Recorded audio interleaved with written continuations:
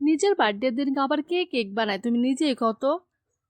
তো সত্যি শুনতেছো তোমরা, আমার বার্থডে দিনকে দেখো তো আমি কেক বানানি রাইগা পড়তাছি, কি যে উপায়, কি যে হইব।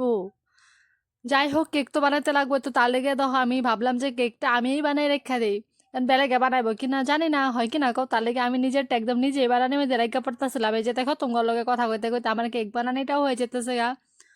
তো আমি ভাবতাছি দা ভিডিও দিয়ে আমি ভাবতাছি একদিন তো একদিন না আমার ভিডিওতে ভাইরাল যাবে, এই ভিডিওটাতে কবে যে ভাইরাল যাবো, আবার যে না স্বপ্নটা স্বপ্নই থেকে যাবো কও, তো আমি তো একদম জানি না। হয় কি না কও, সবার ভিডিও দেখি এত এত ভিউজ, আমার ভিডিওতে বেশি ভিউজই নেই, আমার অত খারাপ লাগে কি কমো ভিডিও বানাইতে, আবার ভাবি মাঝে মধ্যে যে ভিডিও বানাবো না নাকি, ভিউজই যায় না ভিডিওগুলিতে। তোমরা একটু আমার সবাই সাপোর্ট করো, তখনই আমার ভিডিওগুলি অল্প ভাইরাল হইব। হয় কি না, আমার অত ভাইরাল হইতে লাগে না, কিন্তু অল্প অল্প তো ভিউজ হইতে লাগে, একদমই ভিউজ নাই, অত কম ভিউজ ভাল লাগে না। আর তোমরা সবাই একটু আমার সাপোর্ট করবা। যাই হোক, দেখো তোমার লগে কথা কইতে কইতে আমার কেকের বেসটাও কমপ্লিট হয়ে গেছে গা। তারপরে এই যে দেখো আমি সিম্পল করে এদিকে ডিজাইন করে নিতেছি।